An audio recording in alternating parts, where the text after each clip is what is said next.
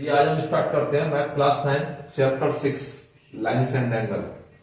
तो इस चैप्टर को करने के लिए सबसे पहले हमको इसका इंट्रोडक्शन वीडियो को बहुत अच्छे से समझना होगा, क्योंकि सारा line, point, parallel line, intersecting line, angle, ये सारी चीजें हमको बिल्कुल क्लियर समझ में आना चाहिए। पढ़ा हुआ तो सारा पहले ही है, प्रीवियस क्लासेस में आपने पढ़ा होगा, लेकिन एक बार दोबारा से हम समझ लेते हैं जिससे ये हमारा चैप्टर करना आसान हो जाएगा।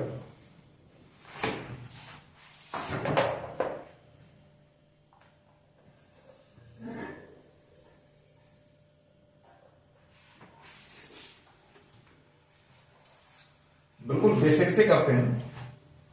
सबसे पहले हम जानते हैं इसे क्या कहते हैं। ये होता है पॉइंट। क्या कहते हैं इसको? पॉइंट, जिसकी ना कोई लेंथ होती है ना ब्रीथ होती है। ठीक है, ये हमें क्या बताता है? पॉइंट। पॉइंट हमको क्या बताता है? आ पॉइंट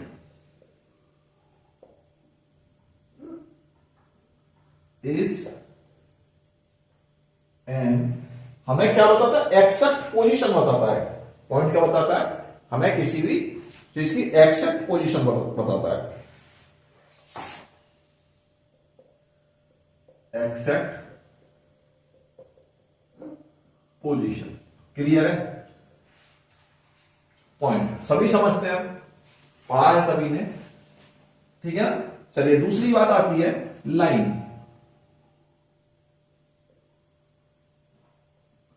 दूसरा पॉइंट क्या है हमारा? लाइन। ठीक है, लाइन, लाइन क्या होती है? आ line has no end points। समझ लेना यहां पर, ये होती है लाइन ए बी। इसको हम ए बी यूं करके इंडिकेट करते हैं। क्लियर है? यानी कि ए बी का कोई एंड पॉइंट नहीं होता है। यहां से इसको कितना भी एक्सीड कर सकते हैं, प्रोड्यूस कर सकते हैं, इसको इधर भी कितना भी प्रोड्यूस कर सकते हैं। इसका कोई एंड पॉइंट नहीं होता है। जिसका कोई एंड पॉइंट नहीं होता उसको हम क्या कहते हैं? लाइन। बिल्कुल शॉर्ट में मैं इसकी डेफिनेशन दिखा रहा हूं तो अच्छे से समझ लें, ठीक है ना। लाइन क्या होती है? जिसका कोई एंड पॉइंट नहीं होता है, बोथ साइड कितना भी प्रोड्यूस कर सकते हैं। नेक्स्ट आता है रे। रे क्या होता है? A ray has one end point। रे क्या होती है? जिसका वन एंड पॉइंट होता है, यानी कि ए बी, ये इसका एंड पॉइंट है। केवल वन साइड एक्सीड कर सकते हैं, जहां पर हम एक्सीड कर सकते हैं। इसको ए बी यूं करके देखा। क्लियर है? नेक्स्ट आता है line segment.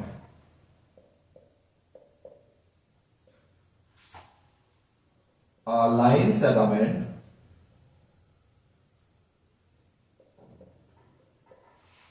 Has two end point. Clear है? यानी कि ये हमारी क्या होती है? A B. इसको ना तो हम इधर एक्सीड कर सकते हैं, ना इधर एक्सीड कर सकते हैं। ठीक है, तो इसे क्या कहते हैं हम? इसे लाइन सेगमेंट कहते हैं। ए बी और ये यूं करके अगर लाइन बना हुआ है तो क्या है? ये लाइन सेगमेंट बता रहा है हमको। ठीक है, ये हमको लाइन बता रहा है ए बी, ये हमको रे बता रहा है ए बी, और ये हमको लाइन सेगमेंट बता रहा है। इतना बात हमारे समझ में आ गया? क्लियर? अगला है collinear point.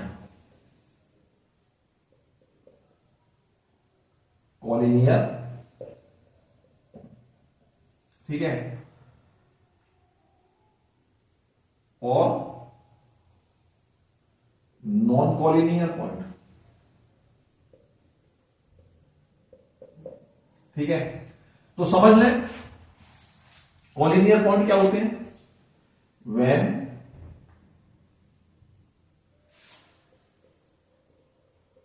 two points make a straight line,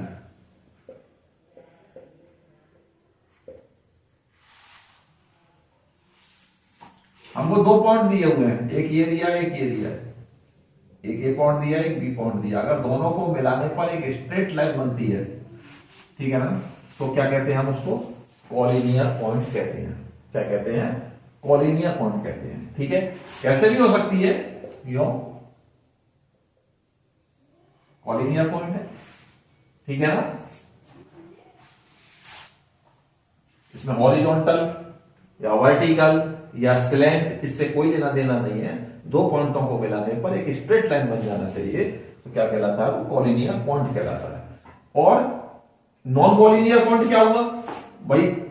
ये पॉइंट दिए हैं हमको, यहां एक स्ट्रेट लाइन नहीं बन सकती है, यहां एक स्ट्रेट लाइन नहीं बन सकती है, ठीक है, तो ये क्या है? नॉन कॉलिनियर पॉइंट है। आ रहा है समझ में सभी के? नेक्स्ट है हमारा इंटरसेक्टिंग लाइन। क्या है?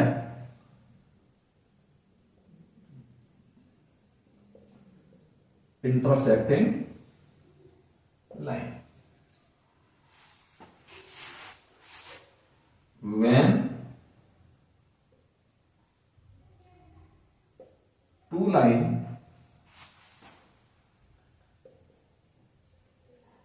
intersect each other at a point। समझ लें, एक लाइन ये है M और एक लाइन ये है N, दोनों एक पॉइंट पर इंटरसेक्ट कर रही हैं, सपोज ये पॉइंट है P, ठीक है, तो ये क्या है? इंटरसेक्टिंग लाइन कहलाएंगी। जब दो लाइनें एक दूसरे को किसी पॉइंट पर इंटरसेक्ट करती हैं, when two line intersect each other at a point, दो लाइनें किस पॉइंट पर इंटरसेक्ट कर रही हैं? पॉइंट P पर कर रही हैं, तो क्या है ये? इंटरसेक्टिंग लाइन कहलाएगी। ठीक है, चलिए ये तो हो गया हमारा लाइन का। अब हम बात करेंगे रे पर, उस पर एंगल पर, इस पर एंगल पर। चलिए नेक्स्ट पेज पर आते हैं, बात करते हैं एंगल्स की, types of angle, types of angles. Clear है? तो सबसे पहले बात करते हैं एंगल। एंगल क्या होता है? तो एंगल का डेफिनेशन हम सीधा सा लिख सकते हैं, व्हेन टू रे meet a point, then make a angle। समझ में आ रहा होगा भाई, एक रे ये दिया हुआ है, ठीक है, और एक रे ये दिया हुआ है, when two ray meet a point then make a angle। ठीक है, तो ये यहां पर हमारा एंड पॉइंट मिल रहा है, इसका दोनों का एंड पॉइंट, ठीक है, एंड पॉइंट लिख लेना इसमें ए बी सी, ये एंगल बन रहा है हमारा। क्या बन रहा है? एंगल। ठीक है, रे क्या होती है? जिसको एक साइड एंड पॉइंट होता है और एक साइड एक्सीड कर सकते हैं, ऐसे ये, तो दोनों का एंड पॉइंट हमारा कहां मिल रहा है? यहां पॉइंट ए पर, एक वर्टेक्स पर मिल रहा है, ए वर्टेक्स पर। ठीक है, वर्टेक्स क्या होता है? वर्टेक्स कहते हैं कॉर्नर, कोने को, जिस कॉर्नर पर मिल रहा है वहां पर एंगल फॉर्मेट हो रहा है। क्लियर है? इसको कैसे लिखेंगे हम? इसको लिखेंगे एंगल, एंगल का साइन होता है एंगल बी ए सी, यानी कि ये बीच में आना चाहिए, ठीक है, या फिर इसको हम लिख सकते हैं angle C A B. Clear है? एंगल क्या होता है ये बात हमारे समझ में आ गया अच्छे से। अब एंगल होते कौन कौन से हैं? तो सबसे पहले हम बात करते हैं एक्यूट एंगल की। किसकी? Acute angle, acute angle.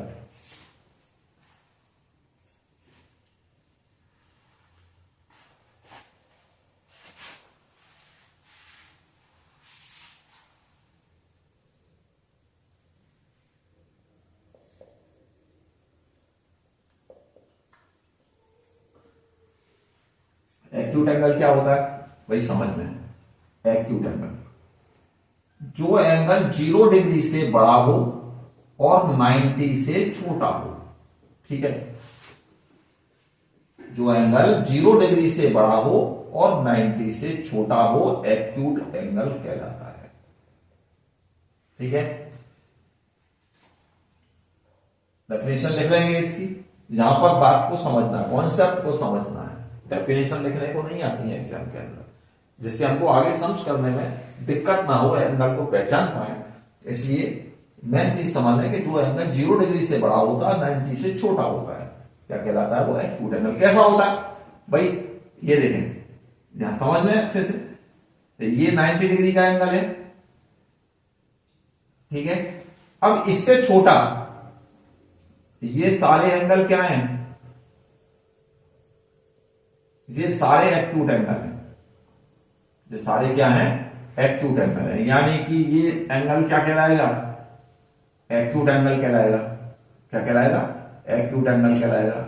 ये क्या कहलाएगा, एक्यूट एंगल कहलाएगा, ठीक है ना।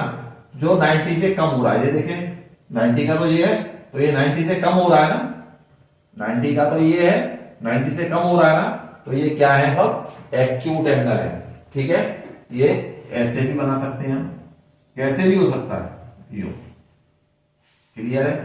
तो ये सब क्या है, ये हमारे एक्यूट एंगल है, क्लियर है, समझ में आ रहा है। दूसरा आता है हमारा राइट एंगल। राइट एंगल क्या होता है भाई, राइट एंगल 90 डिग्री का होता है।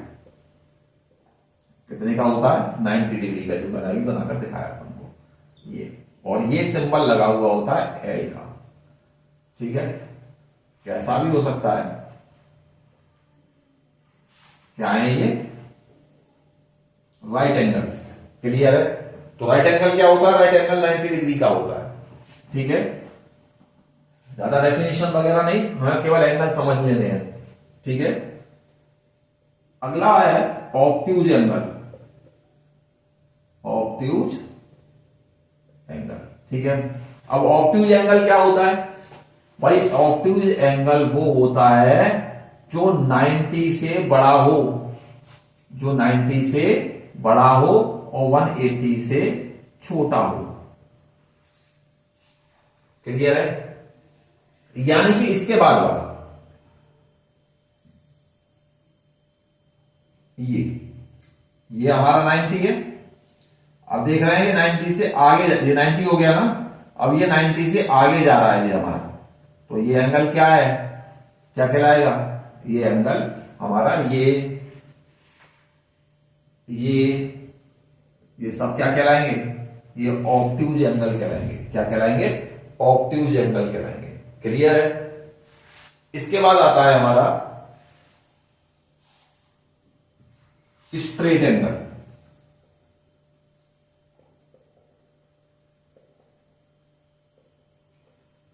स्ट्रेट एंगल भाई, स्ट्रेट एंगल हमारा 180 डिग्री का होता है। क्या होता है, 180 डिग्री का, क्लियर है। तो 180 डिग्री का क्या होता है एंगल,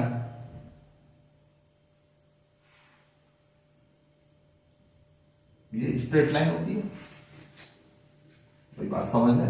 ये हमारा 90 डिग्री है ना, और इस वाली लाइन को अगर मैं उठाकर सीधा यूं करके स्ट्रेट कर दूं तो 90 ये हो जाएगी, क्लियर है।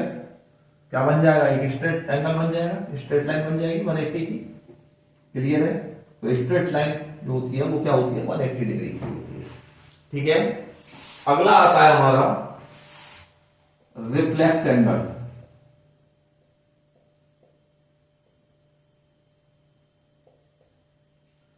रिफ्लेक्स एंगल क्या होता है वाई रिफ्लेक्स एंगल वो होता है जो 180 डिग्री से तो बड़ा हो और 360 से छोटा हो। ठीक है, ये क्या कहलाएगा हमारा रिफ्लेक्स एंगल कहलाएगा। ठीक है, यानी कि क्या सा हो सकता है ये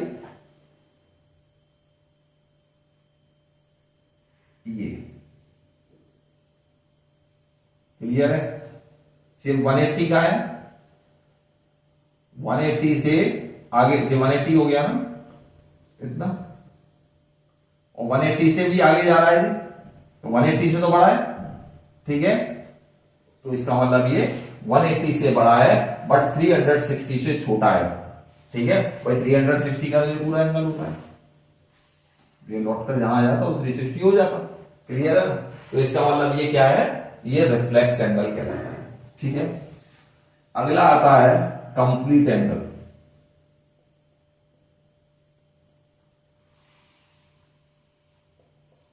कंप्लीट एंगल क्या होता है, कंप्लीट एंगल तो 360 का होता है। कितने का होता है, 360 का होता है।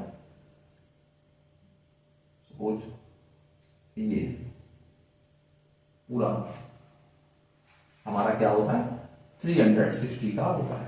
क्लियर है, ये 90 है, ये वाली लाइन यहां गई स्ट्रेट हो गई, यहां आ गई। ठीक है, 270 हो गया, फिर लौट कर इसी वाली लाइन पर आ गई, यानी कि ये वाली चीज हमारी यो करके यहां आ गई, तो क्या हो जाएगा हमारा कंप्लीट एंगल हो जाएगा। ठीक है, तो यहां पर जितना नीड है उतना मैं समझा रहा हूं, यहां पर हमारे टाइप्स ऑफ एंगल हो जाते हैं। ठीक है, चलिए अब बात करते हैं पेयर ऑफ एंगल्स की। किसकी, पेयर ऑफ एंगल्स।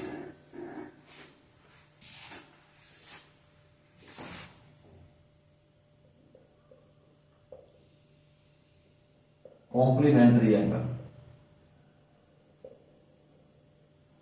ठीक है, कॉम्प्लीमेंट्री एंगल क्या होता है,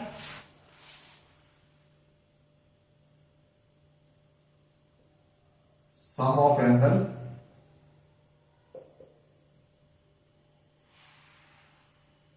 कितना हो 90 डिग्री। अगर दो एंगलों का सम 90 डिग्री आता है, दो एंगल का सम ऑफ टू एंगल 90 डिग्री, अगर दो एंगलों को ऐड करने पर 90 डिग्री आता है तो हम क्या कहते हैं, उसको कॉम्प्लीमेंट्री एंगल कहते हैं। ठीक है, दूसरा है सप्लीमेंट्री एंगल।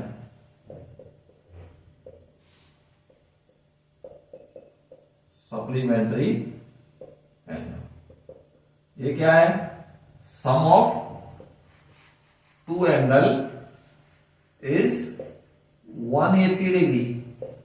अगर दो एंगलों का सम 180 डिग्री आता है तो हम कहते हैं सप्लीमेंट्री एंगल। क्या कहते हैं, सप्लीमेंट्री एंगल। अब बात करते हैं bisector of angle. Bisector of angle. ठीक है, सपोज कोई एंगल दिया हुआ है हमको, ये सपोज ये 60 डिग्री का एंगल दिया हुआ है, ए बी सी। ठीक है, और इसको राइट हाफ में से बाइसेक्ट कर दिया जाए। ठीक है, तो 30 डिग्री का ये हो जाएगा और 30 डिग्री का ये हो जाएगा। क्लियर है, ऐसे एंगल को क्या कहते हैं हम, बाइसेक्टर एंगल। बाइसेक्ट कर दिया इसने। क्लियर है, तो ए बी सी कितने का है, 60 का। अगर हमसे बात करें पीवीसी एंगल, पीवीसी तो क्या हो जाएगा, 1/2 एबीसी हो जाएगा, एबीसी का हाफ हो जाएगा। क्लियर है, अगला आता है एडजेसेंट एंगल।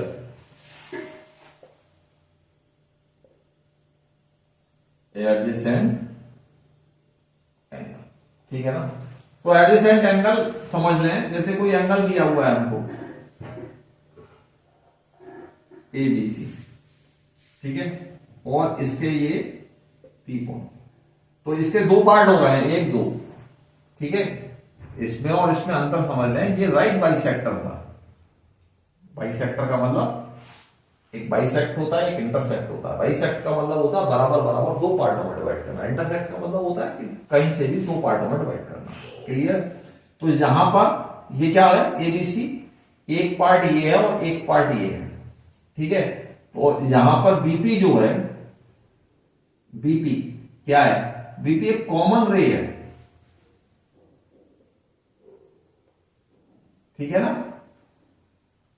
PBC, PBA, तो PB तो दोनों में आ रहा है ना, तो PB क्या है, PB कॉमन रे हो गया, ठीक है। तो ऐसे एंगल को क्या कहते हैं, एडजेसेंट एंगल कहते हैं, ठीक है। आता है अगला linear pair of angle. Linear pair of angle बहुत आएगा ये एक्सरसाइज के अंदर। लीनियर पेयर ऑफ एंगल ध्यान से समझना है, कुछ नहीं है। लीनियर पेयर ऑफ एंगल, भाई कोई हमको 180 डिग्री का कोई दिया हुआ लाइन AB, स्ट्रेट लाइन है तो 180 डिग्री की हो गई, ठीक है। और जहां पर कोई एंगल बना हुआ है, सपोज PM, एक क्लियर है। तो यहां पर एक एंगल तो ये बना, ठीक है, और एक एंगल हमारा ये बना, ठीक है। ये क्या कहलाएंगे, ये लीनियर पेयर कहलाएंगे। क्या कहलाएंगे, लीनियर पेयर। एंगल APM, ये वाला APM, ठीक है, प्लस एंगल BPM, ये वाला, ठीक है। दोनों का सम क्या होना चाहिए, 180 होना चाहिए। ये क्या कहलाएगा, ये हमारा लीनियर पेयर कहलाएगा। क्या कहलाएगा, लीनियर पेयर। जब दो एंगलों का सम 180 डिग्री हो जाता है तो हम क्या कहते हैं, वो लीनियर पेयर कहलाता है। क्लियर है?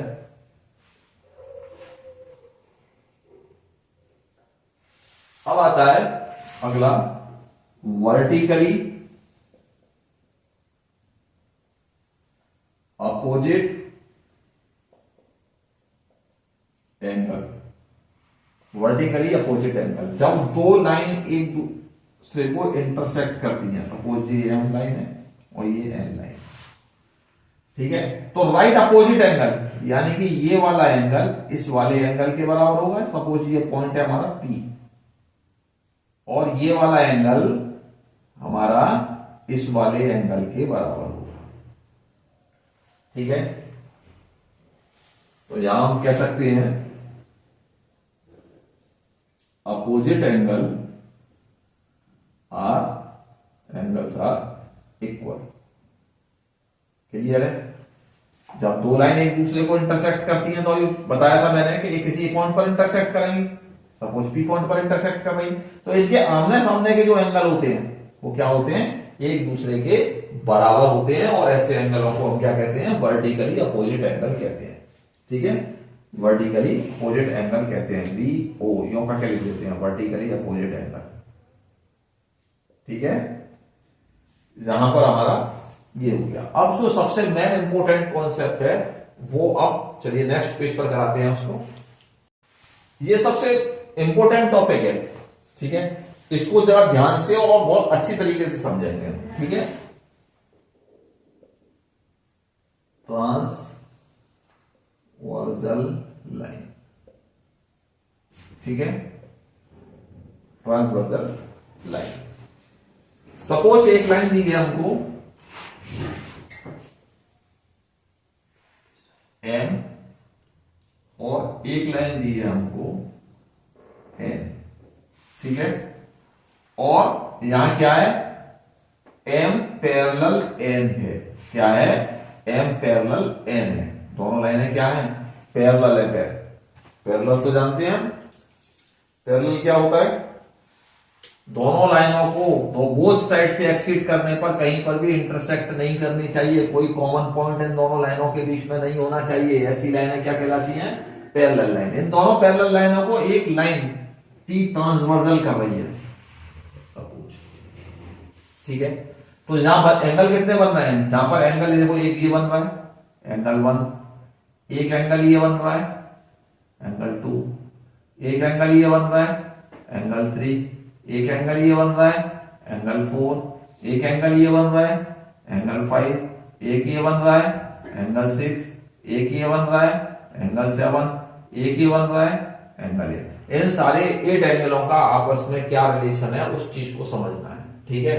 तो यहां पर देखें, यहां पर बिल्कुल स्टार्टिंग से समझ लें, एंगल 1 और एंगल 2 ये क्या है, अभी अभी बताया मैंने, एंगल 1 प्लस एंगल 2 ये लीनियर पेयर हो गए ना, और इन दोनों का सम कितना होगा 180 होगा। क्या है ये, लीनियर पेयर है। एंगल 1 और 2 एक स्ट्रेट लाइन पर एक एंगल बना हुआ है, इतना समझ लें इस तरीके से, क्लियर है। अच्छा, अब अगर एंगल 1 और एंगल 2 180 है तो एंगल 2 और एंगल 4 भी 180 होगा, और एंगल 4 प्लस एंगल 3 भी 180 होगा, ठीक है। और एंगल 1 प्लस एंगल 3 भी 180 होगा। ये सारे क्या होंगे, ये लीनियर पेयर होंगे, क्लियर है भाई। अगर इन दोनों का सम 180 है तो 2 और 4 का सम भी तो 180 होगा। ये स्ट्रेट लाइन हो गई और ये ट्रांसवर्सल हो जाएगी, ये स्ट्रेट लाइन हो गई और ये रे हो जाएगी, ठीक है ना। अगला एंगल 1 एंगल 4 के बराबर होगा, वर्टिकली अपोजिट एंगल हुए या नहीं हुए, दो लाइन एक दूसरे को इंटरसेक्ट करेंगे तो अपोजिट एंगल एक दूसरे के इक्वल होते हैं, ये बताया वर्टिकली अपोजिट एंगल, ठीक है। एंगल 1 4 के बराबर होगा तो एंगल 2 भी एंगल 3 के बराबर होगा, ये भी वर्टिकली अपोजिट हुआ। अच्छा, यही सारी चीजें यहां पर अप्लाई होती है, क्लियर है। अब इन दोनों का आपस में क्या रिलेशन है, ठीक है, तो यहां समझना है, इसे नोट कर लें। ये एंगल 4 और एंगल 6, कौन सा, एंगल 4 और एंगल 6 क्रॉस में, ठीक है। एंगल 4 बराबर होगा एंगल 6, कौन से होते हैं ये, alternate interior angle, interior angle, अंदर के एंगल, ये इंटीरियर है, ये क्या है, इंटीरियर, ठीक है। और ये क्या है, ये एक्सटीरियर, ये क्या है, एक्सटीरियर, क्लियर है। तो इसी तरीके से एंगल 4 अगर एंगल 6 के बराबर है तो एंगल 3 एंगल 5 के बराबर होगा, ये भी अल्टरनेट इंटीरियर एंगल, ठीक है। अब इसी तरीके से एक्सटीरियर होता है, एंगल 2 एंगल 7 के बराबर होगा, एंगल 2 एंगल 7 के बराबर होगा, ये कहलाएगा, ये भी अल्टरनेट कहलाता है, ये अल्टरनेट एक्सटीरियर एंगल कहलाएगा, ठीक है। और एंगल 1 एंगल 8 के बराबर होगा, ये भी अल्टरनेट एक्सटीरियर एंगल कहलाएगा, क्लियर है। चलिए अब बात करते हैं, यहां पर ध्यान रखेंगे एंगल 1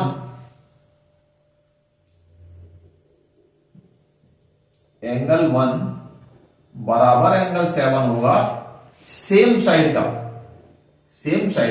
1 7 के बराबर होगा, सॉरी 1 6 के बराबर होगा, सेम साइड का, एक बाहर का एक अंदर का, ठीक है।